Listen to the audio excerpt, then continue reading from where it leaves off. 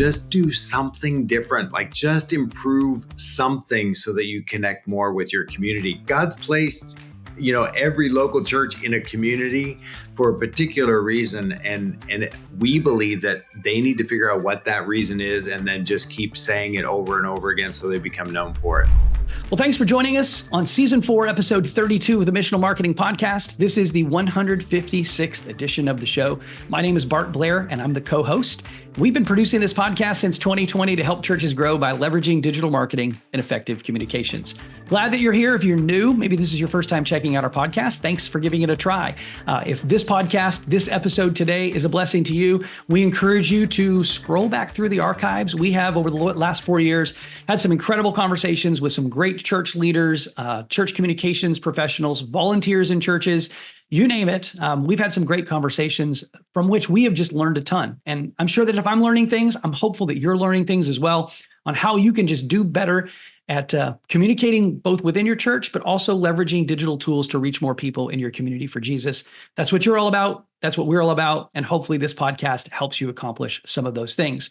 Hey, I want to also mention that if you're not in the Church Communications Facebook group on Facebook, you really ought to be. I mean, let's face it, as a church person, communications person, if you're in charge of the communications, there's a good chance that you're on Facebook. Maybe you don't love Facebook, but you have to be on Facebook. If you have to be on Facebook, the very least you could do is join this group that would be such a benefit to you. The Church Communications group is a group of church communications folks, some professionals, some volunteers, some not even really in the church communication space, but they have that responsibility in their church. Maybe that's you. Leaning into each other and helping each other just do what we do and do it better. It's diverse in terms of it's a global group, people from all over the globe. We have big churches and small churches, churches of every different denomination.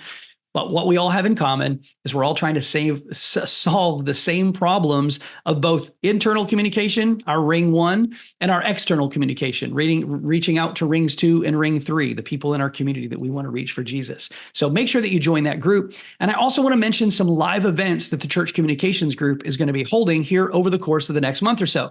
These events are all done in conjunction with Missional Marketing. And the first one, it's happening on May 16th at Christ Church in Lake Forest, Illinois. So if you live in the Chicago area, you really ought to come to this. Now, at the time that this podcast episode is being released, you don't have much time to decide. So you should probably decide today. Click over to churchcommunications.com and register today. I'm going to give you a discount code in just a minute, so listen up. The next 2 events after that are both in June, and both are in California. On June 18th in Folsom, California at Lakeside Church, and on June 20th in Anaheim, California at Eastside Church. 2 live roadshow events. These events last from 9 a.m. to 3 p.m. Your registration fee covers your lunch. You can bring as many people from your church and from your team as you would like to have participate. But we're going to be bringing a team to each of these locations and just kind of doing an intensive church communications download. There will be some time for you to interact and engage with other people from other churches in the area as well. Everybody who's been attending these things has had nothing but great things to say about it. In fact, I caught some interviews with some of the folks that attended our roadshow in Austin, Texas last month. Here's a little clip of one of those interviews. Tell us your name. My name's Chris Wimberly. And you are the pastor where? Selah Hills Church in Liberty Hill, Texas. Oh, it was a fire hose of awesomeness. I got tons of notes. I brought some of my team, and they all got notes too. And at our staff meeting next week, we're going to debrief. We're going to get it all together. And I already can tell it's going to bless the church. It's going to bless the people of God, and lots of stuff to think through. It's awesome. Paige and Cindy, right? Yes. And what are your roles at the church? I'm one of the pastors, and this is our communications tech production. And. Yes. And what were your biggest takeaways? I think it was great having our team around the table to address some specific things.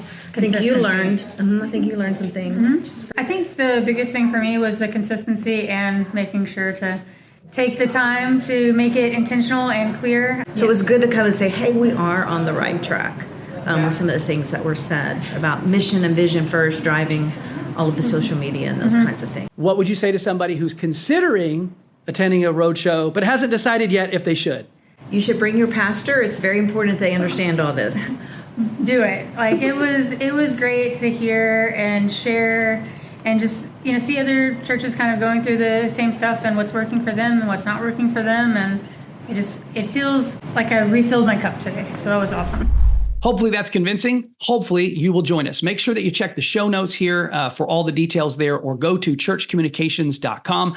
Look for the link that says Roadshow. And because you are a Missional Marketing podcast listener, we want to give you a discount code. That discount code is Roadshow49. That's all one word, all capital letters with the number 49 at the end. Roadshow49. Make sure that you use that discount code to get a discount on your registration, and use it for as many team members as you want to bring to the event. We hope we'll see you there.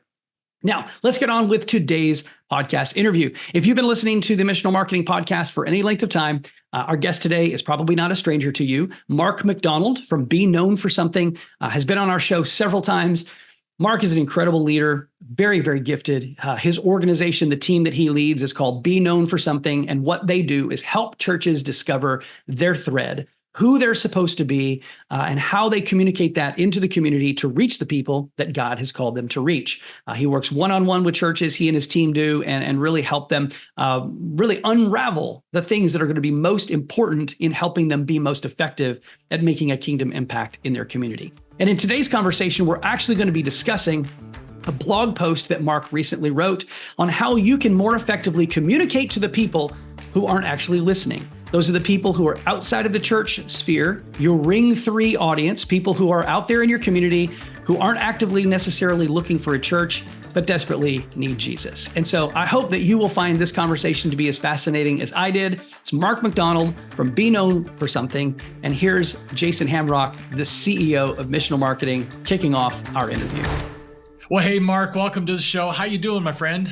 I'm doing really well. And we got to catch up a little bit before you hit the record button. And you guys are really busy. We're really busy. I mean, that means that the church is on fire. Well, God is good. So yes, it is. The church is on fire. It's fun to see growth. More and more people are showing up to church who haven't been to church before. At least that's what we keep hearing. So, God is good. So yeah, I mean, there's been so many disruptors that have happened. COVID was such a huge disruptor, and I know anytime that the church calls and complains about something, it's like, you know what, God's going to use that somehow. He is. Yeah, it's like we were at church this weekend, and we had a baptism weekend. And some of them are scheduled, but then you're like, the person gets up and says, the host says, "Hey, if you want to get baptized, if you want to say yes and get baptized, come on." Well, we had more people just get up and go. They weren't planning on it, but the Spirit worked in their lives. And you look at these people going, this is awesome. This is really, really cool. And I think that's happening a lot. And so that just, this weekend. Yeah, the church that we go to here in Jacksonville, Florida, I mean, they had a beach baptism, and and the whole church gathered at the beach, and 1,600 people were baptized. Oh my gosh, that is amazing. Wow. I know.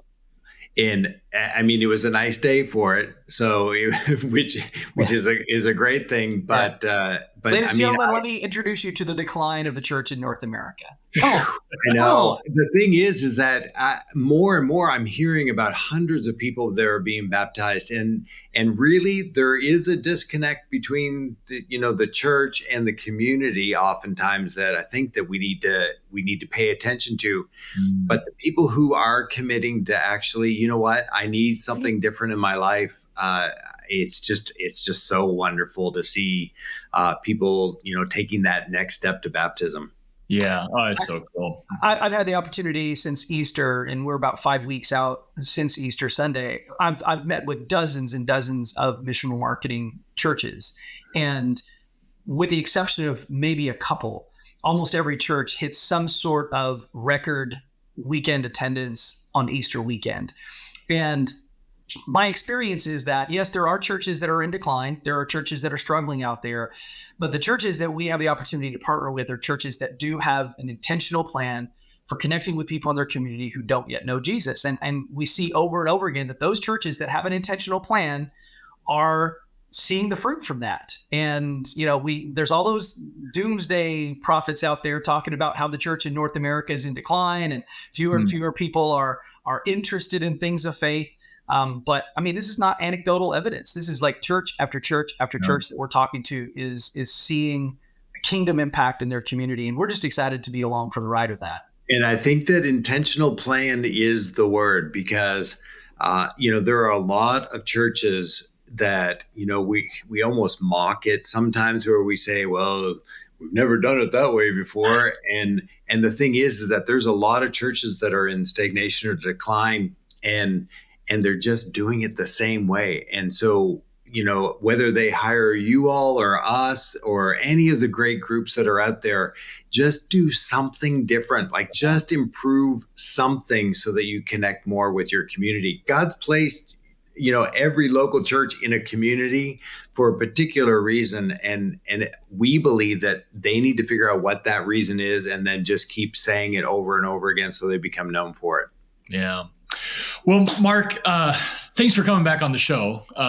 He's a dear friend of ours. He's been here before, and he does a lot of great things for the church. Mark's a really creative guy, and if you don't know, Mark wrote a book called "Be Known for Something," and we've recommended that book to different churches that we've connected with. Mark, just give our audience for the new people who don't know who you are, a little bit about yourself, and talk about what your focus is. Well, I am Mark MacDonald, and I am a Canadian, but I've been American now for almost 4 years, which just seems like it's flown by. Yeah. But I get to run a great group of people called Be Known for Something, and that Be Known for Something is really just focusing in on what we just talked about. What is the thread that will calm all of your messages? And it will connect you with your community. Why? Because the community needs what your thread is. And so if you can come up with that 3 to 5 words, that simple thread that is a traditional brand positioning statement so that you differentiate yourself from all the other churches that look exactly the same. And especially for those people that are outside of the church, all churches are the same. Yeah. And so how do you say something so that they say, whoa, I need that, but I never expected to get it from a church? And that's where we go. That's how we'll connect and be known for love in our communities. Yeah. Wow. And that book has blessed a lot of people. So if you haven't gotten Mark's book, get it. Go find it on Amazon or anywhere you buy books. Be Known for Something. And we just came out with our audio edition, so you can actually listen to it now. Did you read it yourself? No.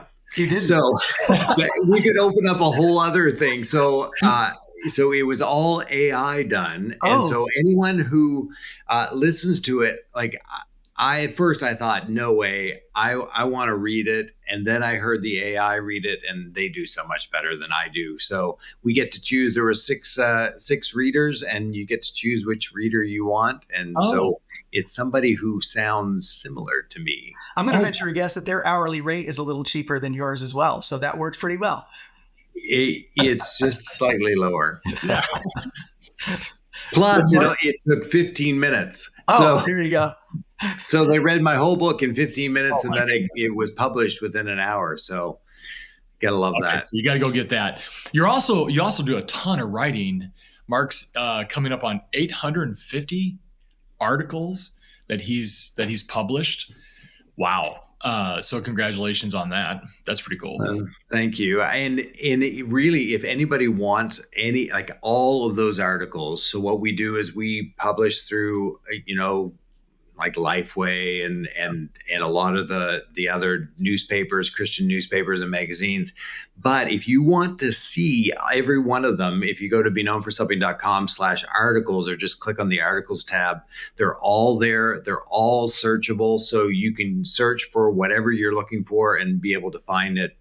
And then this sounds like overly promotional because it is, but if you go to /subscribe, so beknownforsomething.com/subscribe and fill out that short form, make sure you choose podcasts under the conferences so I know how you found me. And then every week we'll send you a brand new article, and they're always just a very quick read, and they, less than 300-400 words. So yeah. I just want to be a service to the church world out there. That's awesome. Yep. So go do that. Okay. So there's one article though that you came out with that we really want to kind of dive in today. And I think it's a fantastic topic to talk about. On the beknownforsomething.com, there's 5 ways to communicate to the nuns who aren't listening. The nuns and the duns are the people that don't go to church. And we use that phrase all the time, the nuns and the duns. So Mark, take a minute and just talk to us about those 5 ways to communicate to the nuns. What caused you to come up with this article, and what were you thinking? Well, there was some new research, and we try to base everything, like even our branding process, we do it entirely based on reliable research, because we know that even though you might not agree with the research, usually the research, if it's done well, is correct. And you've got to figure out, so how this is the plate that we've been served. So how do we deal with it? And Pew Research came out with a staggering informational piece about the nuns, which for some of you who are listening, you're thinking, oh, they were talking about the church, so they must be talking about Catholic nuns. We're not. So it's NONES, the people who are religiously unaffiliated. So the crazy part, I get to travel an awful lot and work with churches everywhere. Oftentimes I'll try to strike up a conversation with somebody that's on a flight with me. And it always used to be that when church came up, because I work with churches, so it usually comes up in our conversation, somebody will say, oh yeah, I go to such and such a church, or I was married at least in a church. But more and more, I'm amazed at how many people have no connection to any religious affiliated organization, whether that's a church. Oftentimes I'll say, yeah, but you were married in a church, and they'll go, no, actually, we rented a space and there was this beautiful, pristine area that we wanted to be married in. And it's crazy how many people have no connection to a church at all. And a lot of times, I think anecdotally, we know that the community has moved more into a disconnect with the church. They don't understand church at all. And in fact, this group, the nuns, I mean, there was a sociologist, Cragen, I think his last name was, and he compared in the 1980s, which seems like yesterday, but it wasn't. It was a while. Some people who are listening are going, the 1980s, that's like, I wasn't born then. The turn of the century.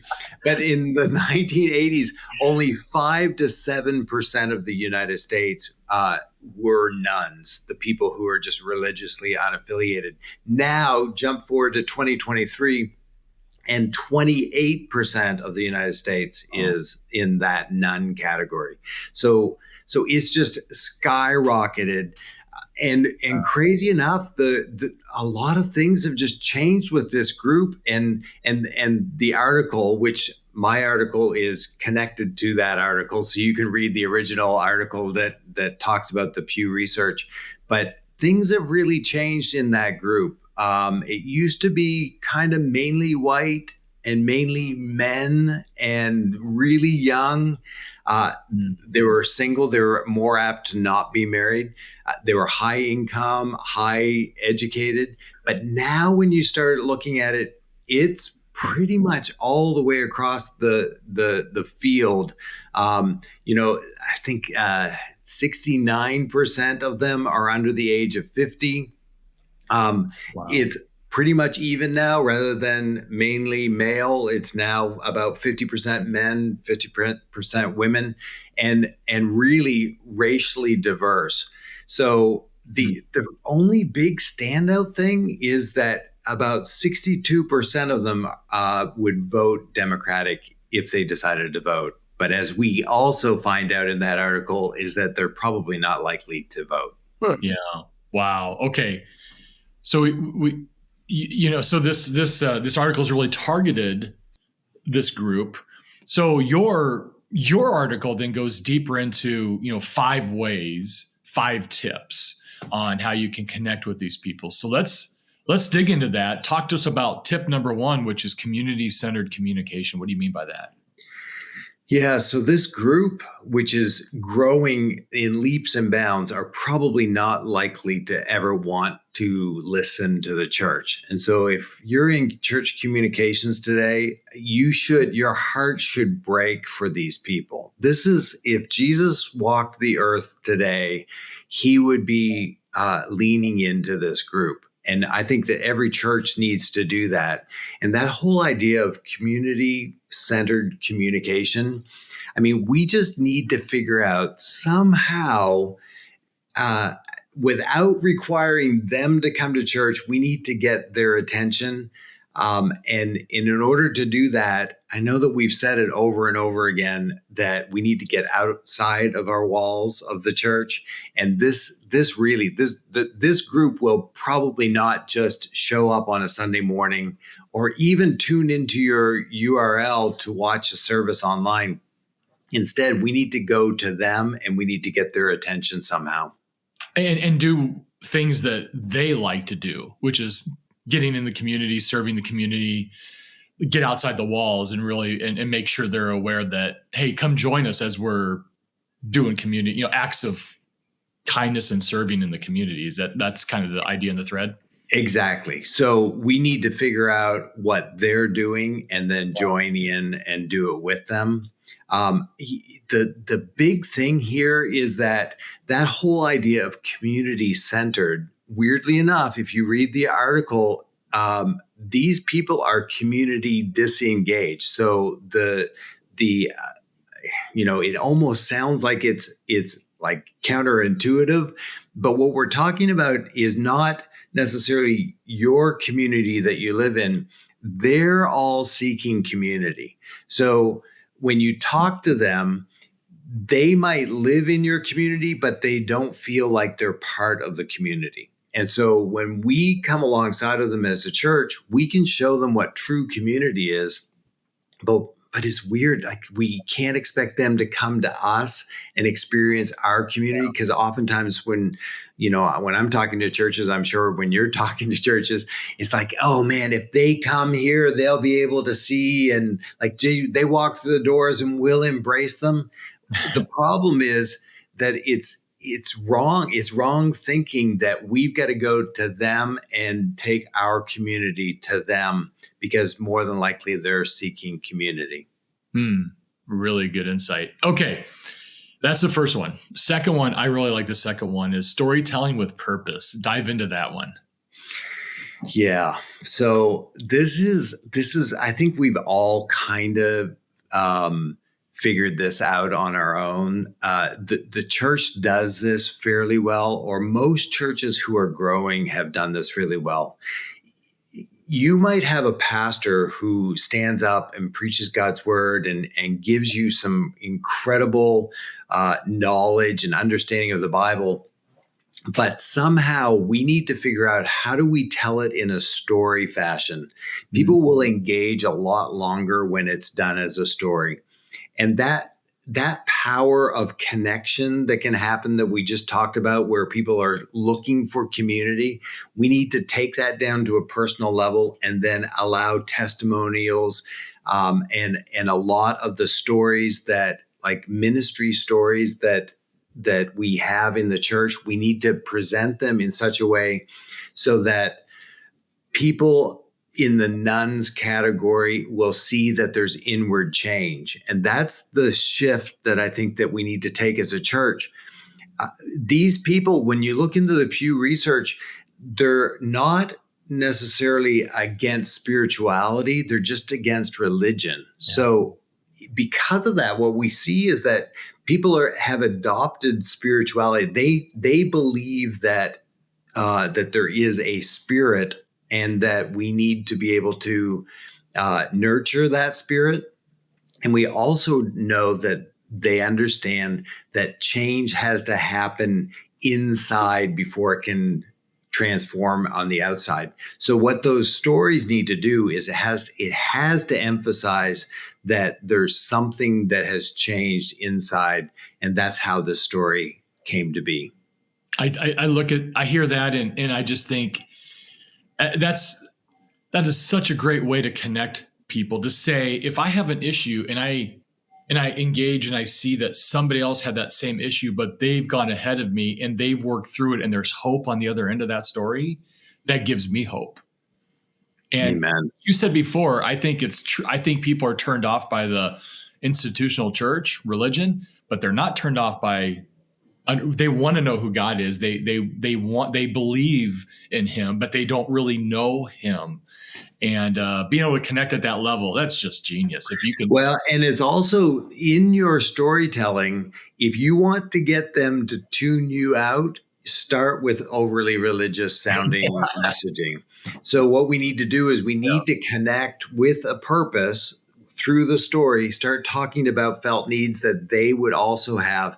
And then near the end, talk about the change that's happened and that the catalyst for that change was Jesus Christ or some type of a more spiritual sounding message, and then give them hope. I mean, what you were talking about is really what Donald Miller had in his book, Story Brand, where it's an everyman who wants to obtain something that they're struggling with, and that a guide comes along, and that guide is the church that says, we've been there, we've done it, here's an answer, and you can do this. And they will respond directly to that messaging and that storytelling. Yeah. People can argue with our theology, and they will argue with our theology all day long, but it's really difficult to argue with someone's real life experience. And, I immediately think of, I'm sure this is probably your favorite book in the Bible, Mark. It's called Mark. I think it's Mark chapter 10. I think it's Mark chapter 10, or it might be 15. Jesus encounters a blind Bartimaeus, as he is known. And Jesus asks him, "What do you want from me?" And he says, "Lord, I want to see." And so what does Jesus do? He doesn't give him a theology lesson. He doesn't teach him what he needs to do to be forgiven of his sins. He actually gives him his sight. And so I would imagine that man, Bartimaeus, who's now no longer blind, it probably told his story 1,000 times in his lifetime after that. And people could have argued with the theology all day long. They could have argued with whether or not Jesus was the Messiah all day long, but they could not argue with the fact that this man was blind and now he can see. And those are the stories that we need to be looking to tell from our own experience, from the experience of people in our church community and our faith family. Well, and oftentimes I think that we think, oh my goodness, I've got to tell them everything. No, you don't. You just have to get them to a point where they start scratching their heads thinking, okay, I'm struggling with that. Maybe there is hope for me. That's all. Like, they don't even need to know that the hope is found in Jesus Christ. It's more that there is hope and I know where to find it. And that would be through the church or through somebody who goes to that church. We just need to start opening up the conversation. And I think that oftentimes we close the conversation by going too religious too fast. I love that. I mean, they people that are then the nuns, they've been searching and coming up empty everywhere they turn, and no one's coming to save them. But one man did. And I think that's what we have to communicate. So good. Storytelling. I love storytelling. Way to go on that one. Okay. Next one is every church is probably trying to do this at some level, but it's a tough one. It's social media engagement, which seems to be kind of evolving all the time. Social media engagement. How do you do it? So what do you have to say with that? Okay, so it is a treadmill, and the treadmill starts you at 1 mile an hour, and then it goes to 2 miles an hour, and then 3, and then before you know it, you're running at 100 miles an hour, and you realize I can only run at 80 miles an hour. So the and by the way, you're on a treadmill, which is getting you nowhere. Exactly. So the key here is that it's social media engagement. Yeah. So we need to figure out, how do we engage and not promote? So if we can actually engage which if you look at the way that the world's working, I mean, if you tune into TikTok or into Reels or any of the, like even YouTube channels or things like that. I mean, when you tune into them, it's not just an ad after an ad after an ad. Yes, they do have some ads, but it's really entertaining. And that's where the church has to start taking the lead of what the world's been doing and use entertainment in order to actually educate and to engage, so that someone goes, oh, what's that? What's that about? Oh, that's cool. It doesn't have to be long. But if it is long, it's got to be well done.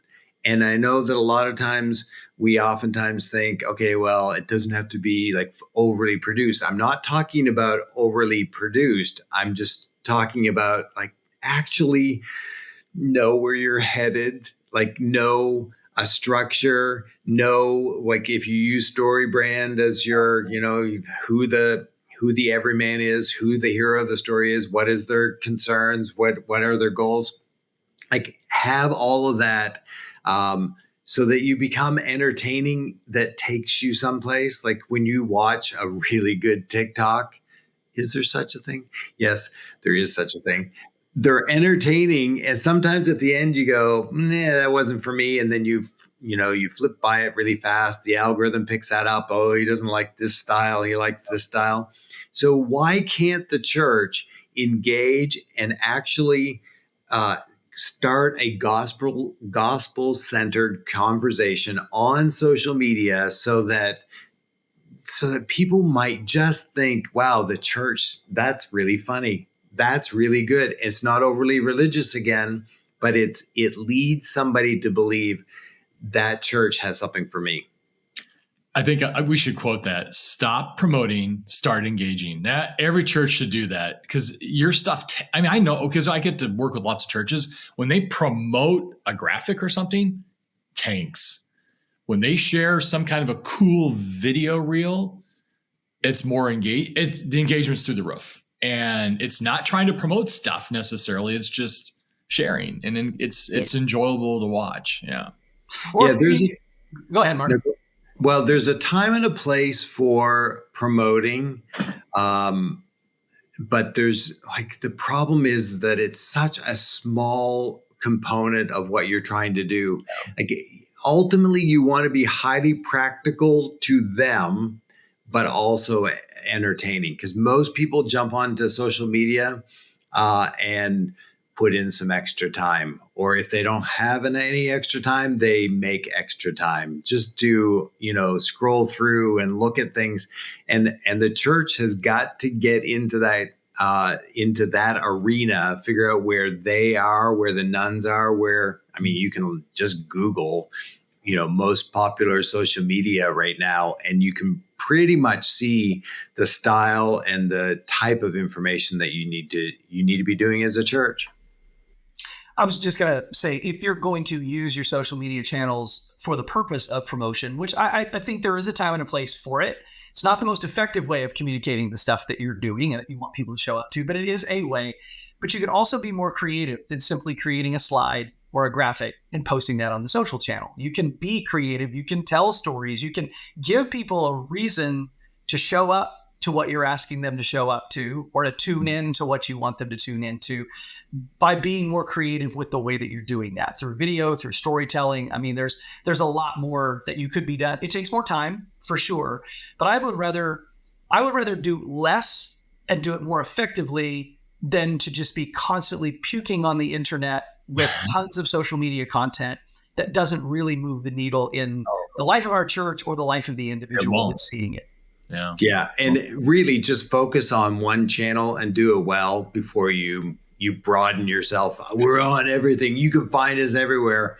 And the problem is that you're probably not doing it well everywhere. Yeah. All right. This leads us into the next one, where things that we need to do better, and that is low pressure invitations. So I'm thinking this is grassroots, but go explain what low pressure invitations. So according to Pew, they say that 90% of nuns will seldom attend a church service. So if you beg them, please come to our church, like they're just not going to respond to it. And so the low pressure invitation is the better way, which seems, again, counterintuitive. But what we want to do is we want to try to get them to just say yes, or just be a little bit positive towards something that the church is doing with no expectation of religious commitment, because that's what they're all scared of. So it's like, I'm not going to become part of your church. It's like that's not what we're saying. And this is where you can really do a great job as a church, where you actually coordinate and facilitate things that they would probably be doing anyway. So like, I don't know, I mean, I've talked to a fair amount of these people on flights, and like everyone's into pickleball right now. I mean, we could have like a little pickleball moment right now. Do you guys play pickleball? I have. I wouldn't say I do on a regular basis, but I have. Yes. It's so popular. It is. And so what if your church just threw a pickleball tournament, or set up pickleball courts in the back of your church, or, something that they're probably going to be doing anyway. And all you want to do is just crack the door open for these nuns to be able to say, wow, the church must know who I am. I feel seen, and they are providing something for me that I'm interested in. And no one wants a religious commitment, but the conversations that you can start having at that level are the things where the Spirit and your gospel-centered conversation, they're going to realize there's something different there, and they're going to want to be part of it. Wow. So in other words, build a relationship, but you have to meet them where they are, what they like, and go from there. So don't overthink it. Pickleball courts would be great, though. When I'm coaching churches on sort of outreach strategy, and the default is almost always event based. Churches do tend to think event based, and in this particular context, the example that I'm going to give is event based. But I don't think it's just necessarily the only way to do outreach. But I use it's kind of an analogy of saying you want to have kind of like 3 levels or 4 levels of things that you're inviting people to. And like level 1 is going to be something like a pickleball tournament or pickleball night, where there is, we would say, maybe a low level of intimacy and normal Jesus talk. And normal Jesus talk meaning like I talk about my kids because it's just normal for me to do. And so if I'm around a bunch of people who follow Jesus, well, we might talk about Jesus some because it's kind of normal, but it's not a religious event. I'm not presenting the gospel. That's not the point of it. But I want to move people from that level 1 event to a level 2 event, where the intimacy level increases just a little bit, and maybe the intentionality about our spiritual discussion is a little stronger. And I want to move people then from a level 2 to a level 3, where the intimacy level is now really high. We're getting to know each other on a much deeper level, and now there is a much stronger focus on the gospel and a person's salvation or their hope or where they stand before God. And then that level 4 event is like full on Jesus. And it's like, we're getting to know each other and we're full on Jesus. Like we're going to sit down and we're going to read the Gospel of John together over the next 6 weeks and talk about what it means to follow Jesus. Right. So we started at the pickleball courts, and we move along this journey intentionally, moving people that were far from God into a place where they're open to having the conversation. Obviously, relationships is a big part of that, but so is intentionality. We've used that word multiple times on this podcast episode because, well, it's really important. Well, and it really moves, like as I'm writing articles, oftentimes I'll start by saying the 4 things that, and then by the time I hit the 4th, it's like, oh my goodness, it just propels us to the 5th. And the 5th thing is, once you get their attention, once you have engagement, once they're just saying yes, I mean, we're more than just making sure everyone loves us, because we are the church. We need to make sure then to demonstrate relevance in their daily lives. So that's number 5. And that whole being relevant in their lives, you need to look at their needs, concerns, and goals. You need to be a solution to a need or a concern or a path to a goal. And if your church oftentimes churches suffer from, well, we don't want to talk about that right now because that's like that's a hot topic that will divide. The nuns are actually leaning into those conversations to say, no, this is relevant in my daily life because it's the talk of the town. And so the Pew research says that 81% of the nuns see religion as irrelevant in their daily lives. And we need to figure out, how do we make ourselves relevant so that they'll go, oh my goodness, earth-shattering moment. Maybe the church actually has some answers to my needs. And that conversion is huge in order for us to be able to reach the nuns better. Wow. Yeah.